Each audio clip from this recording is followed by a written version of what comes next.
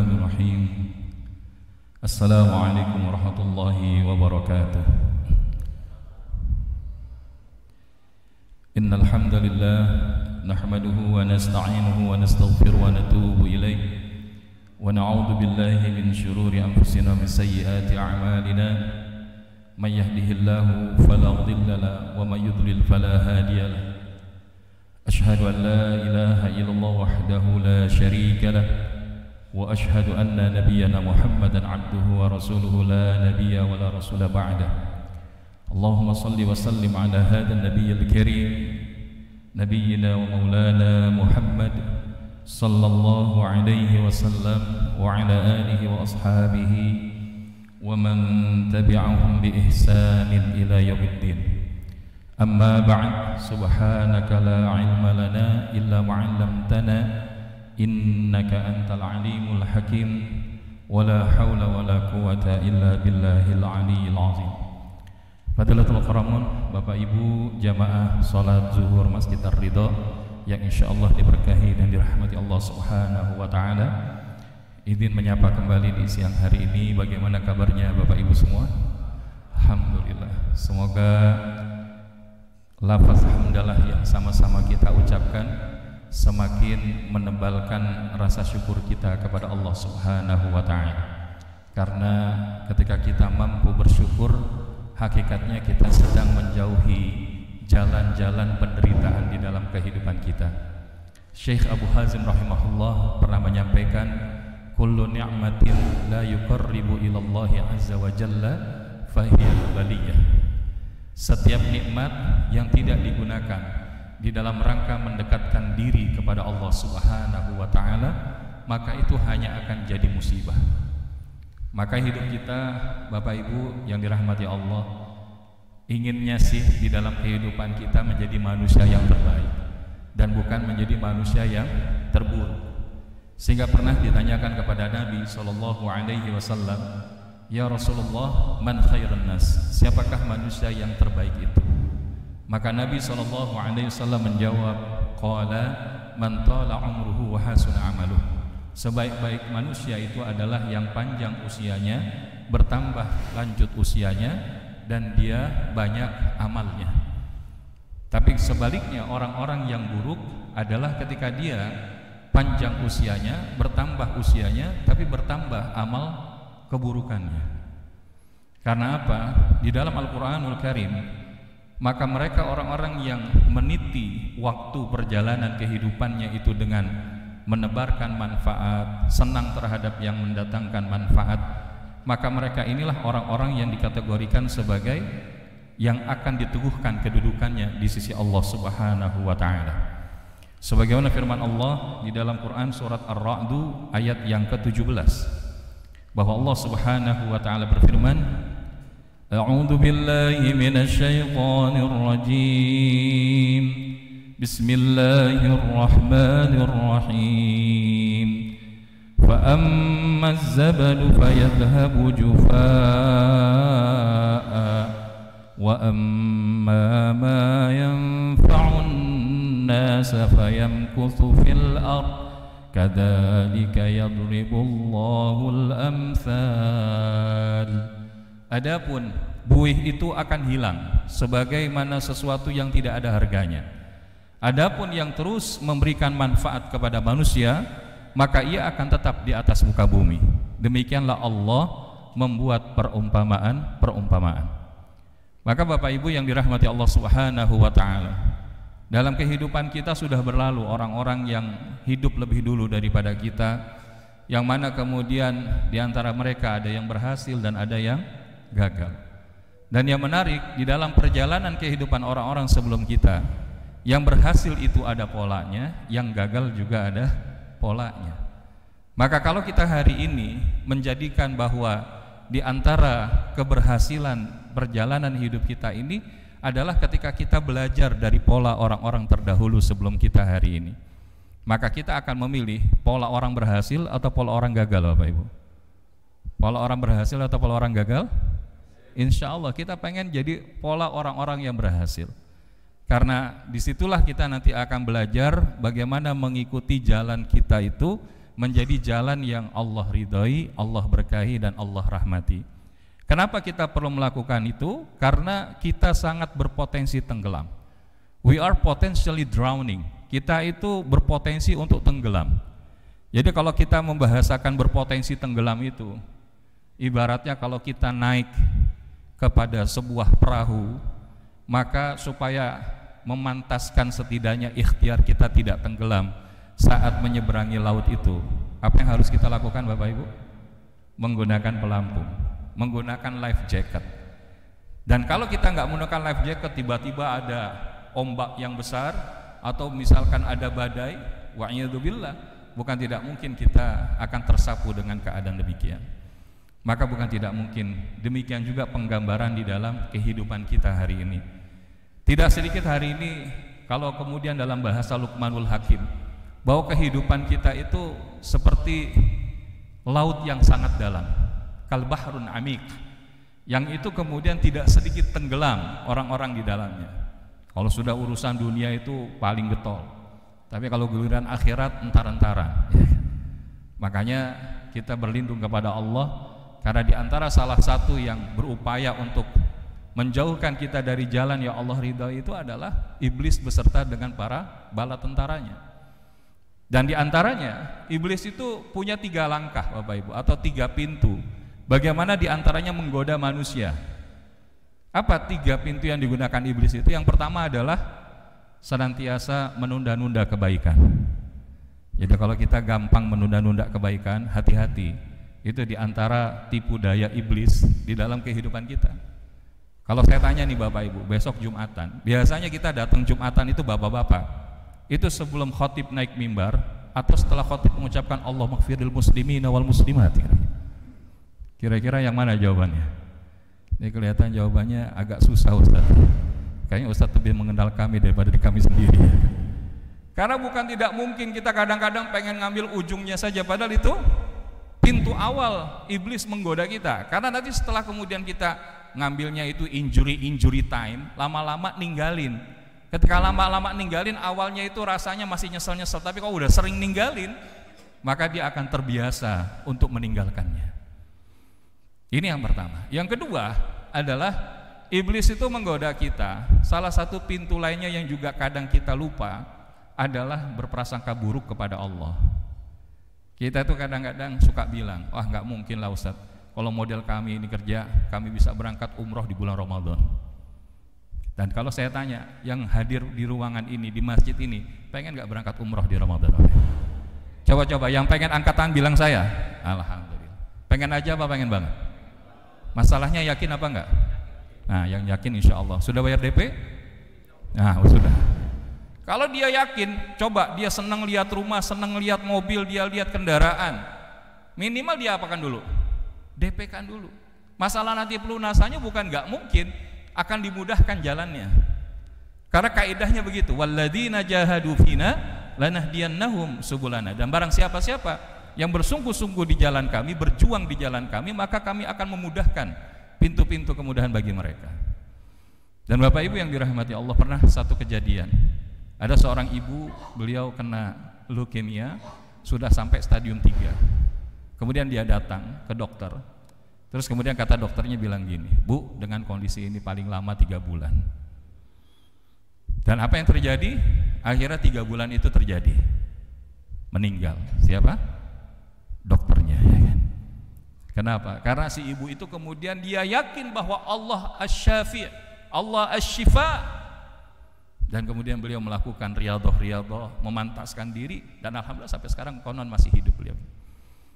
Maka jangan sampai kita itu ketika dihadapkan dengan sebuah masalah, kita kemudian melimitasi diri kita dan kita bilang memang kita ini sudah ditakdirkan miskin, kere. Bahkan kalau luka itu darah langsung nulis huruf sendiri, KERE. Ini namanya sudah melimitasi diri Bapak Ibu. Ana inda abdi zannibi, aku ini sesuai dengan prasangka dari para hambaku. Maka Bapak Ibu yang dirahmati Allah, itu yang kedua. Yang ketiga adalah gampang berputus asa. Ini yang pintu kadang-kadang juga banyak diabaikan oleh kita. Padahal tidaklah yang berputus asa itu kecuali orang-orang kafir. La tai'asu min rauhillah, la taqnatu min rahmatillah. Janganlah kalian putus asa daripada rahmat Allah Subhanahu wa ta'ala.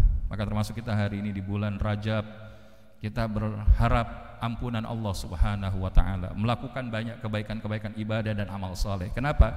Karena bulan Rajab itu adalah bulan untuk menanam, Sya'ban itu menyiram, dan insya Allah Ramadan adalah saat kita menuai ataupun memanen.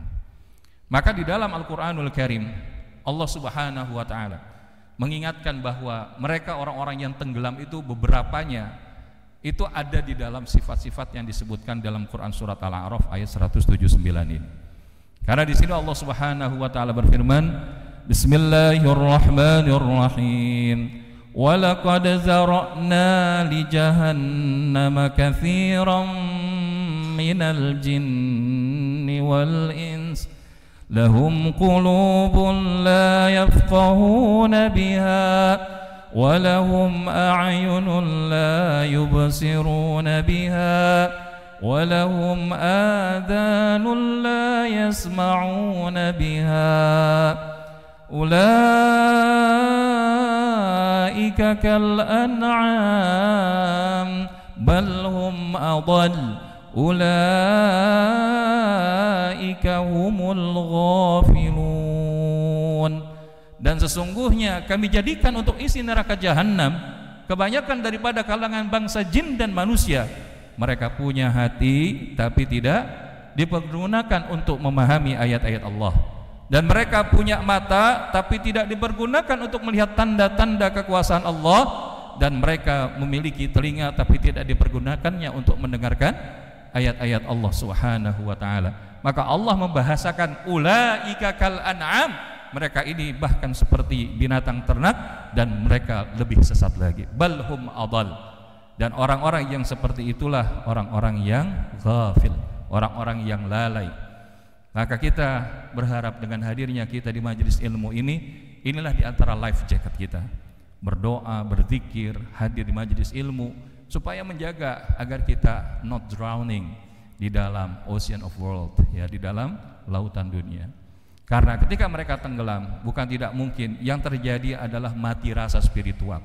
Keimanannya lemah, sehingga bahasanya mereka akan lebih cenderung melihat segala sesuatunya itu dengan kacamata nafsu dan syahwat. Makanya Allah mengingatkan, alam ya'ni lil ladzina amanu an takhsha'a qulubuhum li dzikrillah. Belumkah datang waktunya bagi orang-orang beriman untuk tunduk hati mereka mengingat Allah dan kepada kebenaran yang telah turun kepada mereka? Karena apa? Wa ma nazala minal haqq wa la yakunu kalladzina utul kitaba min qabl fatala alaihimul amadu faqasat qulubuhum. Dan janganlah mereka seperti orang-orang yang sebelumnya yang telah Allah turunkan Alkitab kepada mereka, kemudian berlalulah masa yang panjang atas mereka, lalu hati mereka itu menjadi keras. Maka salah satu esensi ngaji ini bukan tentang sekedar seberapa keren materinya, tapi yang paling penting itu adalah seberapa lembut hati kita ketika kita mendapatkan siraman-siraman ayat-ayat Allah, hadis-hadis Nabi, ilmu yang sampai kepada kita. Karena inilah yang akan menjadi salah satu kekuatan agar kita nggak gampang menjadi orang-orang yang jauh dari bahagia. Karena salah satu ciri orang yang nggak bahagia, karena tema kita ini insya Allah mudah-mudahan nyambung terus Bapak Ibu ya. Kalau dalam bahasa Inggrisnya finding inner peace, tapi kalau kita dalam bahasa jamaah ar-ridhonya meraih bahagia. Dan insya Allah tema kita ini masih belum selesai. Kita baru bahas satu Bapak Ibu, dan satu ini pun ini bab yang kedua, yaitu apa? Tentang la tahzan, obat kesedihan. Kenapa? Karena salah satu di antara yang membuat orang susah bahagia kalau hidupnya terlalu banyak meratapi kesedihan. Padahal Allah sudah mengingatkan, la tahzan innallaha ma'ana. Dan ini Nabi SAW ketika kemudian bersama dengan Sayyidina Abu Bakar Siddiq radhiyallahu anhu berada di Jabal Thur. Saat itu kemudian para pembunuh yang ingin membunuh Nabi SAW itu sudah ada di sekeliling daripada Jabal Thur. Maka kemudian dalam bahasa Sayyidina Abu Bakar, ya Rasulullah, bagaimanakah kalau mereka nunduk saja, pasti kita ketahuan dan habislah kita. Tapi apa kata Nabi? Bukankah yang berdua, yang bertiganya adalah Allah? La tahzan, innallaha ma'ana. Jangan engkau bersedih, sesungguhnya Allah bersama kita. Nah, bab ini insya Allah sudah kita bahas di pertemuan sebelumnya, kalau tidak salah bulan September yang lalu ya. Jadi ini sudah beda tahun ya. Tapi alhamdulillah Allah izinkan baru nyambung Januari. Harapannya waktu itu nyambung Oktober. Tapi biiznillah insya Allah kita pelan-pelan saja, seberapa memang ada kuota yang kita bisa optimalkan. Mudah-mudahan insya Allah ini bisa menjadi salah satu ilaj ya, salah satu obat bagaimana kita hari ini tidak gampang merasa lelah, tidak mudah merasa sedih, tidak kemudian juga orang yang gusar dengan segala episode yang terjadi di dalam kehidupan kita.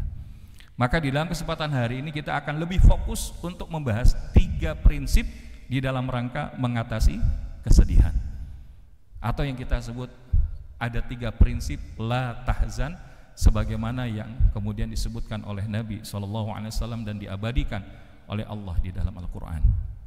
Maka Bapak Ibu yang dirahmati Allah Subhanahu wa Ta'ala, apa 3 prinsip agar kita menjadi orang-orang yang tidak terjebak di dalam kesedihan? Karena salah satu yang membuat kita sempit dada Bapak Ibu, pertama, meratapi masa lalu dengan kesedihan. Yang kedua, mencemaskan masa depan yang belum terjadi dengan penuh kekhawatiran. Dan yang ketiga adalah tidak menikmati episode kehidupan kita hari ini. Nah, kita baru masuk yang poin pertama ini. Jadi kenapa kita perlu mengenali dulu unsur-unsur yang membuat kita terhalang bahagia, supaya kita kemudian dengan izin Allah bisa meniti bahagia itu dengan jalan yang benar. Dan ternyata ketika kita berbicara bagaimana mengatasi kesedihan tadi, maka salah satu kuncinya atau prinsip yang kita awali adalah dengan prinsip pertama, yaitu ABC. Tapi ini bukan merek kecap Bapak Ibu ya, tapi ini akronim. Apa itu ABC? A-nya adalah akui. Akui bahwa kita itu sebagai seorang manusia Bapak Ibu. Jangan kita itu bahasanya toxic positivity. Kelihatan di hadapan orang tuh tegar, padahal dalam hati Hello Kitty ya.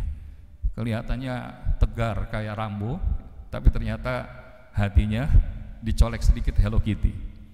Toxic positivity itu kelihatan baik-baik saja, padahal dia it's not okay. Padahal it's to be fine. You are not okay today. Dalam satu waktu kita pernah menghadapi kondisi masa mudah, masa sulit, masa lapang, masa sempit. Karena begitulah sunnatullah kehidupan, betul nggak Bapak Ibu? Bahkan kalau kita membahasakan berdasarkan Quran, surah Al-Anbiya ayat 35, Allah Subhanahu wa taala mengingatkan, kullu nafsin dha'iqatul maut wa nabluukum bisyarri wal khairi fitnah wa ilaina turja'un. Setiap yang bernyawa pasti akan mati, dan kami akan menguji mereka baik dengan kesusahan ataupun dengan kemudahan, dengan keburukan ataupun dengan kebaikan, dan kalian akan dikembalikan kepada Allah Subhanahu wa taala. Maka Bapak Ibu, apa sih masalah dan musibah yang paling besar dalam hidup kita? Kalau boleh saya tanya, kira-kira masalah apa yang paling berat dalam hidup kita Bapak Ibu? Kalau tadi berdasarkan ayat 35 surat Al-Anbiya tadi, mana yang lebih berat dalam hidup kita? Dikasih ujian kesusahan atau dikasih ujian kelapangan? Waduh Ustaz, kayaknya dua-duanya sama susahnya ya. Oke, sekarang gini, sederhananya Bapak Ibu, insya Allah besok umroh berangkat nih. Kok nggak ada yang amin? Nah, naik pesawatnya, pesawat bintang 5. Alhamdulillah di depan tempat duduk itu, alhamdulillah ada layar TV, semua video blockbusters ataupun apalah, pokoknya Hollywood semua ada ya kan? Ya, bahkan dari India juga ada. Terus ketika pesawatnya sudah take off, kemudian ada di udara dalam keadaan berjalan dengan nyaman, kira-kira walaupun niatan kita umroh, ketika ada di atas pesawat itu, yang lebih banyak kita lakukan, mohon maaf, baca Quran apa nonton film? Banyakin zikir apa banyakin ngemil kira-kira? Tapi begitu kemudian mengalami turbulence, itu pesawat tiba-tiba nerendet ya, apa bahasa nerendet ya kan? Kira-kira apa yang langsung kita lakukan? Ngucapnya apa? Astagfirullah, Allahu Akbar. Betul apa enggak? Masalahnya kita tuh hidup begitu enggak Bapak Ibu? Begitu kita lagi nyaman, karir kita lagi bagus, hidup kita lagi baik-baik saja, lebih sering ingat Allah atau lupa Allah Bapak Ibu? Tapi begitu kita dipentokin sama masalah, yang langsung teriak apa? Ya Allah, why me? Why me? Kalau Allah jawab why not, kira-kira gimana Pak? Makanya kalau kita bahasakan dari sini, ternyata musibah yang paling berat di dalam hidup kita itu adalah yang membuat kita dengan keadaan dan masalah itu semakin jauh dari Allah, semakin dekat kepada hawa nafsu dan syahwat kita. Dan itu kecenderungannya ada pada saat kelapangan. Maka hari ini kalau kita dihadapkan kepada sebuah masalah, kehilangan, kegagalan, kekecewaan terhadap sesuatu hal, akui bahwa kita itu manusia yang gampang salah dan mudah lupa. Al-insan mahalul khata' wa nisyan. Maka kalau kita mengakui Bapak Ibu yang dirahmati Allah, kita nggak perlu sibuk orang itu kemudian ya mengetahui bahwa kita itu sedang sedih. Karena kita sibuk mengakuinya bukan kepada makhluk. Kadang kalau kita sibuk ngaku sama makhluk, bro, saya lagi susah nih, sedih banget ya kemarin begitu. Terus temannya bilang, iya bro, saya juga simpati dengan keadaan antum, tapi saya juga punya masalah yang jauh lebih berat dari itu. Akhirnya ngadu nasib Bapak Ibu ya. Maka jangan kita sibuk mengakui itu kepada orang lain, tapi cukuplah kita mengakui di hadapan Allah. Kita nggak perlu denial, menyangkal bahwa kita itu sedang baik-baik saja. Justru itulah yang akan membawa kita itu lebih kuat menghadapi kesedihan. B-nya apa? Berikan waktu. Karena ternyata ada obat mujarab yang Allah berikan ketika kita kehilangan, mengalami kegagalan, peristiwa yang membuat kita terluka. Itu namanya adalah waktu. Karena dengan waktu yang terus berjalan, bukan tidak mungkin Allah memberikan kesempatan kita untuk kemudian menghadapi kehidupan ini dengan lebih baik lagi. Maka orang yang dia sedang berada di dalam kondisi mendapatkan musibah, itu enggak selamanya berada di dalam kondisi kesedihan Bapak Ibu. Bisa jadi dia akan diberikan tahniah. Apa itu tahniahnya? Alladzina idza asabathum musibah qalu inna lillahi wa inna ilaihi raji'un. Itu tahniah, ucapan selamat. Kenapa? Karena di ayat sebelumnya Allah menyebutkan wabasyiris sabirin. Berikan kabar gembira kepada orang sabar. Siapa yang mengucapkan innalillahi wa inna ilaihi raji'un? Apa kabar gembiranya? Ulaika alaihim shalawatum mir rabbihim wa rahmah wa ulaika humul muhtadun. Maka Bapak Ibu yang dirahmati Allah, yang berikutnya adalah curhat. Sudah, curhatnya sama siapa Bapak Ibu? Sama Allah aja. Karena kita curhat sama makhluk, kira-kira ketika kita bersandar berharap kepada makhluk, ujungnya lebih banyak bahagianya apa kecewanya Bapak Ibu? Masya Allah, ini jawabannya kelihatan pengalaman ya kan? Kalau yang dia ngomongin itu mungkin kadarnya masih lebih ringan dibandingkan yang diam ya kan? Karena diamnya itu saking dalam hati kecewa. Dan ini bukan hanya Bapak Ibu, Sayyidina Ali pernah mengatakan, saya pernah merasakan kepahitan dalam hidup dan tidak ada kepahitan yang paling pahit di dalam hidup selain berharap kepada makhluk. Berharap kepada makhluk, kepada manusia lain, itu adalah mendesain patah hati yang disengaja Bapak Ibu. Maka curhat kita itu cuma sama Allah saja Bapak Ibu. Gimana kita curhat? Coba lihat. Bagaimana Nabi Allah Yakub alaihi salam ketika dikasih tahu sudah kehilangan Nabi Yusuf, bahkan saudaranya Bunyamin juga hilang, dikasih tahu, maka kemudian sedihlah kembali Nabi Yakub alaihi salam sampai anak-anaknya bilang, udahlah beh, kalau bahasa Betawi, udahlah beh, udahlah ya, jangan nangis mulu, kan masih ada kami, kenapa nangisin yang enggak ada gitu kan. Tapi apa kata Nabi Allah Yakub alaihi salam?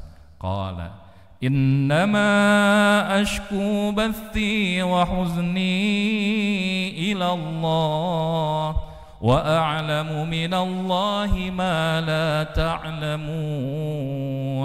Nabi Yakub menjawab, sesungguhnya hanyalah kepada Allah saja aku mengadukan kesusahan dan kesedihanku, dan aku mengetahui dari Allah apa yang kalian tidak mengetahuinya.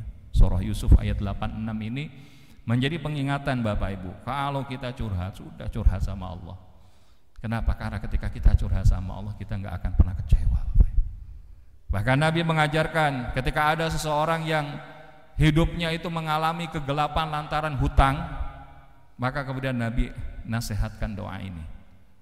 Apa doanya? Allahumma inni a'udzubika minal hammi wal hazan wa a'udzubika minal ajzi wal kasal wa a'udzubika minal jubni wal bukhul wa a'udzubika min ghalabati daini wa qahri rijal. Tadi nanti kalau lihat dua toksik utama dalam hidup kita itu al-hammu wal hazan. Nah, kita baru bahas yang al-hazan ini. Karena al-hammu wal hazan ini nanti juga buahnya kepada 6 yang disebutkan berikutnya tadi. Ya. Hammi wal hazan wa'udzubika minal ajzi wal kasal wa'udzubika minal jubni wal bukhul wa'udzubika min ghalabati daini wa qahri rijal. Nah, ini efeknya nih.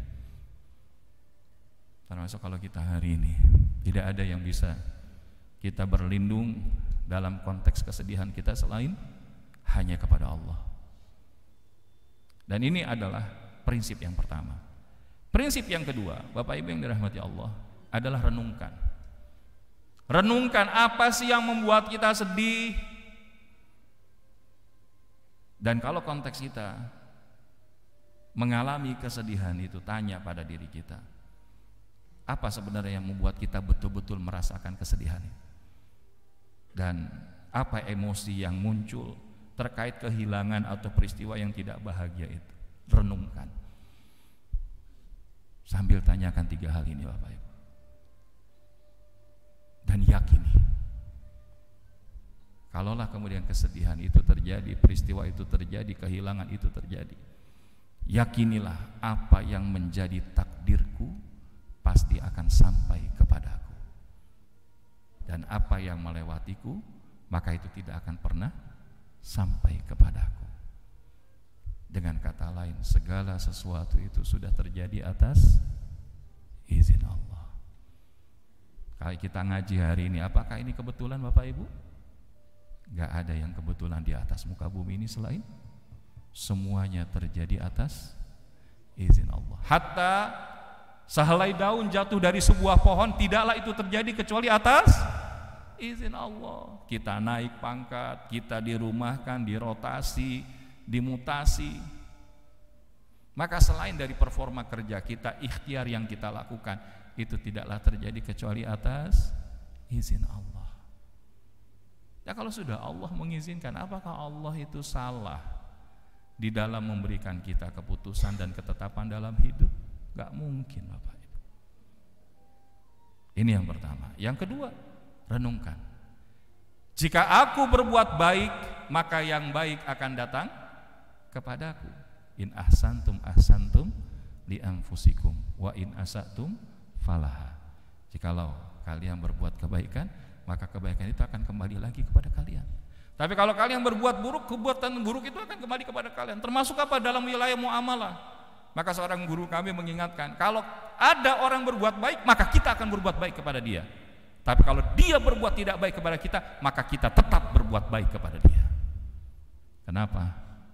Karena ketika dia berbuat tidak baik, itu yang akan dihisap oleh Allah. Tapi respon kita, ketika kita tidak berbuat yang sama, maka kita akan selamat. Tapi ketika kita melakukan yang sama, oh dia nggak buat baik sama saya Ustadz, saya juga akan berbuat lebih tidak baik kepada dia, maka itulah yang akan dihisap oleh Allah Subhanahu wa Ta'ala. Maka apa yang perlu kita sedihkan Bapak Ibu? Dan yang ketiga adalah hidupku dalam genggaman Allah yang nggak pernah salah dan nggak mungkin salah Bapak Ibu. Allah itu Rabb yang maha adil dan gak mungkin zalim. Sekarang saya tanya Bapak Ibu, dalam hidup kita Allah selalu memberikan yang terbaik, kadang-kadang terbaik atau tidak yang terbaik? Tolong dijawab. Allah selalu memberikan yang terbaik, kadang-kadang terbaik atau tidak yang terbaik? Kalau Allah selalu memberikan yang terbaik, lalu kenapa kita lebih sering ngeluhnya sama Allah daripada syukurnya? Maka belajarlah dari siapa? Nabiullah Ayub alaihissalam. Karena gerbang syukur itu, yakinilah bahwa kesedihan itu akan mengantarkan kepada bahagia. Nabi Ayub itu Bapak Ibu, Masya Allah, seorang Nabi yang saleh, dikaruniakan kekayaan, kesejahteraan, punya istri, punya anak, punya harta benda melimpah. Kata iblis, Rob, dia begitu itu karena punya semua. Coba kalau nggak punya semua, habis semua Bapak Ibu. Wahai Ayub, hartamu habis, anak-anakmu mati karena wabah. Kalau model kita dengar berita duka kayak gitu, jawabnya gimana Bapak Ibu? Innalillahi wa inna ilaihi rajiun. Tapi coba kalau Ayub alaihissalam apa ucapannya? Alhamdulillahilladzi huwa a'taha wa huwa akhadaha. Segala puji bagi Allah, dialah yang memberi dan dia pula yang berhak ngambil Bapak Ibu. Bahkan sampai istrinya bilang, wahai suamiku, kamu kan nabi, abang kan nabi, minta dong sama Allah biar kita dibebaskan daripada ujian ini. Terus ditanya, wahai istriku, Allah udah ngasih semua itu kepada kita berapa tahun? 70 tahun bang. Terus kita diuji berapa lama? Dalam sebuah riwayat disebutkan 7 tahun. 7 tahun, 7 bulan, 7 hari. Maka saya malu sama Allah, kita dikasihnya masih lebih banyak daripada diujinya. Hingga satu waktu kemudian akhirnya istrinya pun meninggalkan Ayub alaihissalam. Maka saat itu apa yang disampaikan oleh Ayub alaihissalam? Idznada rabbahu anni masanniyad durru wa anta arhamur rahimin.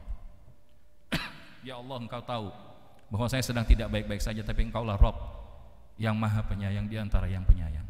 Maka Allah izinkan sembuh. Maka kemudian Allah perintahkan Ayub untuk menghentakkan kakinya keluar air, beliau mandi, habis semua tuh sakitnya, lepra, kusta itu. Bahkan ketika beliau mandi itu ada seekor belalang emas, itu hadis riwayat Muslim insyaallah. Ketika disebutkan bahwa ada seekor belalang emas jatuh dari tubuh Ayub alaihissalam begitu Nabi Ayub mandi. Terus diambil sama Ayub, dimasukkan ke kantongnya, kata Allah, wahai Ayub, apakah masih belum cukup karunia aku berikan kepadamu? Bukan Allah, aku justru saking bersyukurnya supaya ini terus bisa mengingatkan tentang baiknya engkau kepadaku. Bu, Pak, kita itu dalam hidup kebanyakannya apa? Terlalu sering pakai mata lalat daripada mata lebah dalam hidup. Kenapa kita bahasakan mata lalat? Lalat kalau ditaruh di taman bunga yang dicari apa? Sampah.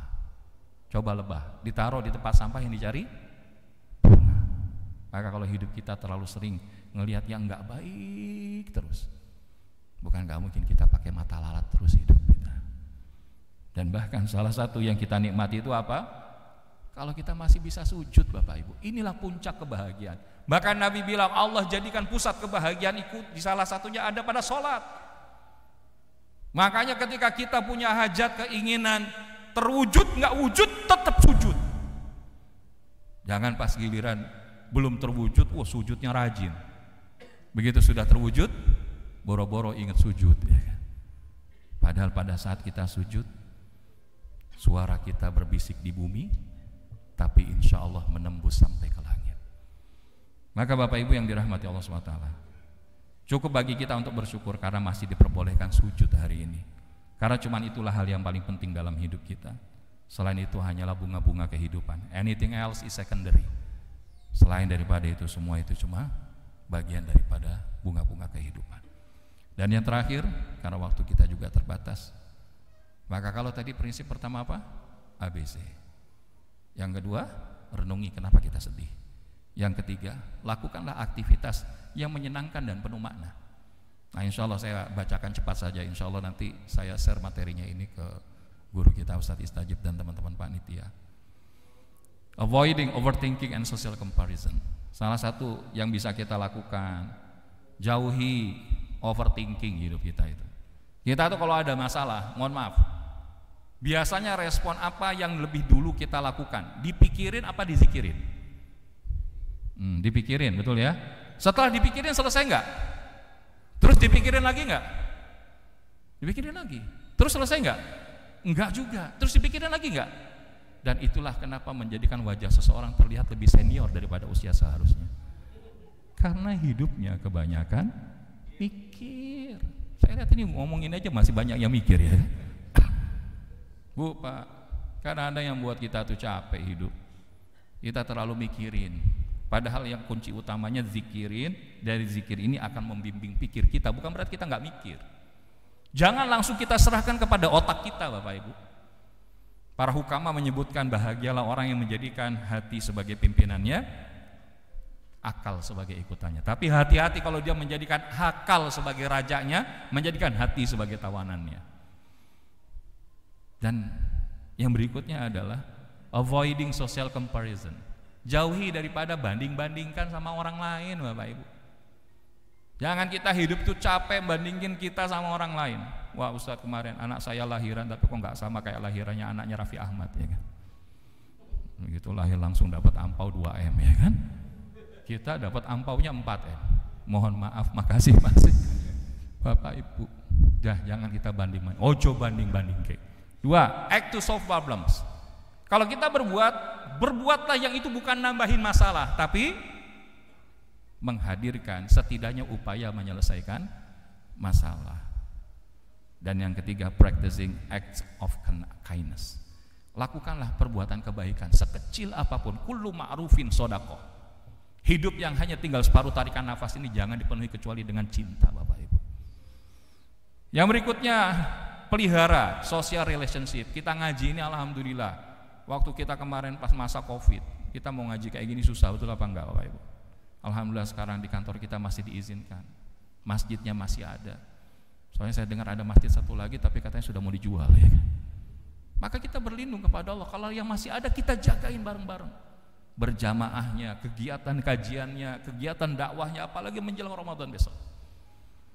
Learning to forgive, belajarlah untuk bisa memaafkan orang lain. Salah satu yang membuat hidup kita tuh capek, gampang terluka, karena kita nggak bisa maafin orang. Bahkan kita pendam di dalam hati kita, ujung-ujungnya sampai sakit yang serius. Practicing empathy, belajarlah kita merasakan sebagaimana yang dirasakan oleh orang lain di sekitar kita. Increasing flow experience, nikmati segala pengalaman-pengalaman yang membuat kita itu berenergi, punya semangat, bisa menselebrasi berita-berita kebaikan walaupun sekecil apapun. Alhamdulillah. Begitu pulang bilang sama pasangan, "Ma, Pa, tadi saya dapat kajian tuh, alhamdulillah, ngingetin kita ya. Jangan sampai kita tuh gampang kebawa kesedihan." Itu kan celebrating good news. Karena sekecil apapun, kalau kita mampu syukuri, insya Allah akan kasih yang lebih banyak. Tapi lam yashkuril qalil wa lam yashkuril katsir. Orang yang tidak bisa bersyukur yang sedikit, maka dia nggak akan bisa bersyukur dengan yang banyak. Physical activity, bergerak, melakukan kebaikan fisik, dan smart work, bekerja dengan cerdas.